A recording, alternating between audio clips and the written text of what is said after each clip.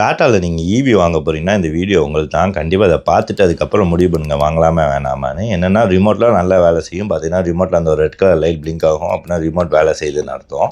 ஆனால் காரில் பார்த்தீங்கன்னா ஒரு எரர் வந்துகிட்டே இருக்கும். கீ ஃபேப் வந்து அவுட் ஆஃப் ரேஞ்ச் அப்படின்னு சொல்லிகிட்டே இருக்கும். ஸோ சரி ஓகே இதுக்கு என்ன பண்ணலாம் அப்படின்னு சொல்லி நீங்கள் ஆன்லைனில் டபுள் ஷூட் பண்ணணும்னு நினச்சாலும் சரி, நீங்கள் ஷோரூமுக்கு ஃபோன் பண்ணி கேட்டாலும் சரி, அவங்க 2 பேரும் சொல்கிறது ஒரே ஆப்ஷன் தான். பேட்டரி டைம்னால டிஸ்கனெக்ட் பண்ணி திரும்ப கனெக்ட் பண்ணுங்கள். ஒரு 20 மினிட்ஸ் கேப் விட்ருங்க. உங்களுக்கு எலக்ட்ரானிக்ஸ்லாம் ரீசெட் ஆனவுடனே சரியாயிடும்னு சொல்லுவாங்க. இல்லை அப்படின்னா கீயை வந்து அந்த ஸ்டார்ட் பட்டன் பக்கத்துலேயே வச்சு அமுக்கி பாருங்க அப்படிம்பாங்க. பட் 2மே கண்டிப்பாக வேலை செய்யாது. கடைசியாக வேறு வழியே இல்லாமல் நீங்கள் ஆர்எஸ்ஐக்கு ஃபோன் அனுப்பிங்க. அவங்க வந்து ஒரு ₹1035 இதுக்கு வாங்குவாங்க. எதுக்குன்னா வந்து என்ன பிரச்சனைன்னு பார்த்து உங்களுக்கு சரி பண்ணி கொடுக்குறதுக்கு.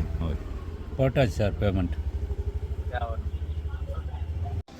நீங்கள் பேமெண்ட்டை போட்டு ½ அன் ஹவருக்குள்ளே அவங்க வந்து செக் பண்ணி முடிச்சுட்டு சிம்பிளான ஒரு சொல்யூஷன் தான் கொடுப்பாங்க. என்னென்னா நம்ம பேட்டரியை ஜம்பர் போட்டு ஸ்டார்ட் பண்ணி கொடுத்துருவாங்க. அவ்வளோதான், வேறு எதுவுமே கிடையாது.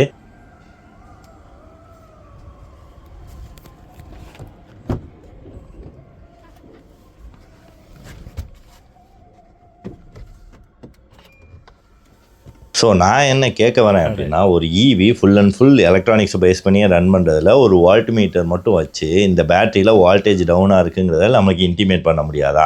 ஏன் ஒரு பிளாங்க் எரராக இதை காட்டணும்? ஸோ எனக்கு என்ன தோணுதுன்னா, இவங்களே இந்த பிரச்சனையை ஈஸியாக சால்வ் பண்ண முடிஞ்சாலும் அதை மட்டும் சொல்லாமல் இவங்க வச்சிருக்க ஆர்எஸ்ஐ டீமுக்கு இவங்களுக்கு தேவையான பேமெண்ட்டோ இல்லை டார்கெட்டோ அச்சீவ் பண்ணுங்கிறதுக்காண்டி தான் இந்த ஸ்கேமை பண்ணுறாங்களா அப்படின்னு எனக்கு ஒரு சந்தேகம் இருக்குது. இல்லை இதில் இதை வைக்க முடியாது அப்படிங்கிறதுக்கு உங்களுக்கு ஏதாச்சும் ஒரு ஐடியா இருக்குது, ஏன் இதை வைக்க முடியாதுன்னு உங்களுக்கு தெரியும்னாலும் எனக்கு அதை சொல்லுங்கள்.